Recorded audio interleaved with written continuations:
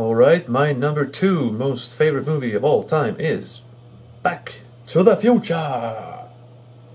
This movie is so much fun, and it's so heartfelt, and it's just it's so a nice movie, such a nice movie, and I hope it never ever gets remade, okay, and not rebooted either, or no, a sequel I guess I would accept, like Back to the Future 4 starring Doc Brown's kids or something. That would be okay, but not a reboot, not a remake. But luckily, Bob Zemeckis and Bob Gale also have said that that's not going to happen during their lifetimes. So we have at least like 20, 30 years more before they will remake Back to the Future. But if they remake Back to the Future, I'll join in a riot if there is one. So yeah, everyone knows the story of this movie, but it's Marty McFly goes back in time from 1985 to 1955, screws up his parents meeting each other, has to get them back together, and does so after a lot of doing. And along the way, he's hindered by the bully Biff and helped by the Doc, and it's just great. It has this universal appeal of wanting to see how your parents were like. I mean, everyone can relate to that one, and I think his father is kind of the main character of the movie, sort of. Because he is the one with the problem. He's the one with the personality change, at least. And it's such a cathartic moment when he finally snaps, so to speak, and gets his courage and punches Biff in the face. The jokes are very funny. The tempo is very good. The Doc is a super classic character. But for me, one thing that seals the deal is that I can relate on a very personal level, because when Marty, before he goes back in time, his family is dysfunctional, at least. His parents are still living together, although they're miserable. His mother's an alcoholic, and his father's just this weak guy who can't stand up to anyone, etc. And the kids are sort of, sister's kind of annoying, the brother's a burger flipper of some kind. But basically the dysfunctionality of the parents. But then he goes back and makes them fall in love the right way, instead of her just feeling sorry for him. So then when it comes back to reality, to present time, they're a happy family. And when Jennifer comes back and he's standing outside the car, and she asks him, like, you haven't seen me, like, it looks like you haven't seen me in a week. I haven't. Like, Marty, is everything all right?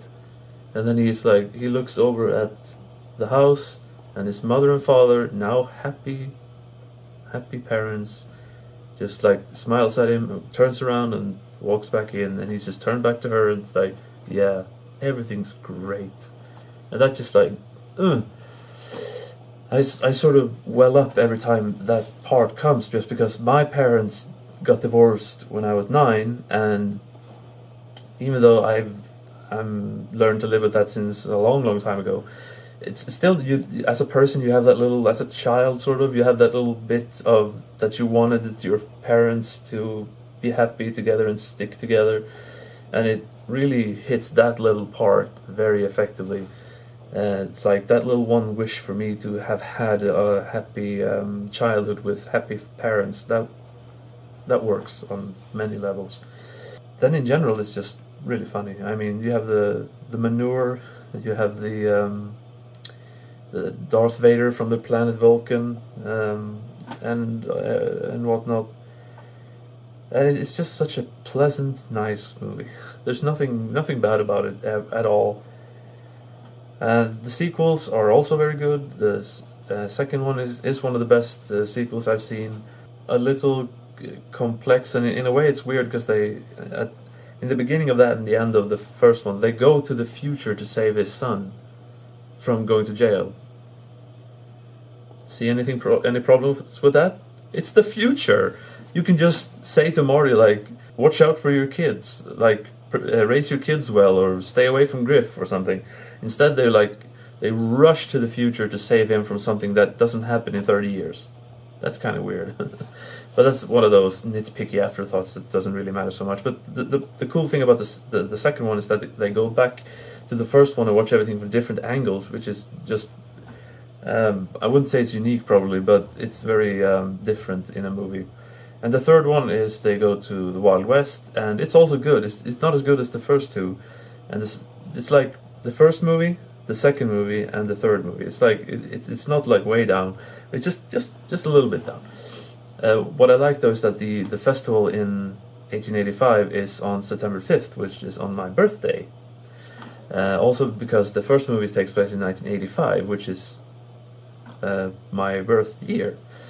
Also, it's very Clara is kind of annoying a little bit, but it is nice to see Doc fall in love, especially as he just like love. But the end when the train crashes into the DeLorean, that's just like, ooh, that hurts inside. Like the DeLorean, it's such a.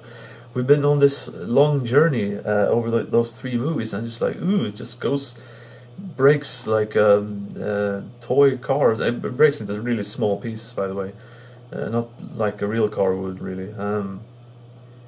And then it seems like it's gonna end, but then a flying train from the future, from wherever, comes with Doc Brown, because he was left in 1885 with the hoverboard. But anyway, I don't like that ending really. It's nice to see him come back, and it's still fine. It's decent. It's just I don't like him building a flying train time machine in 1885. Like they could barely get back in time with the time machine already there. But he could build one out of a train, huh? Of course, the flying thing, he probably, after he made the time machine, he went to the future to get the hover conversion and then came back, but whatever. But just making a time machine in 1885 when he couldn't even repair the gas, whatever it was, for the car in 1885, I don't really buy that one. It could have been also been a nice ending that they just, like they went to the library and they found a picture of Doc Brown with his family and they all looked happy or something, and Marty just looked at it like he lived happy after all, or something, and that just kind of a sort of a bittersweet end, I guess. But I would have accepted that. But of course it is, sure, it's nice to see him back. Whatever. We're talking about the first movie now, not the sequels. Anyway, the first movie is perfect. There's only one movie that can top it. Stay tuned.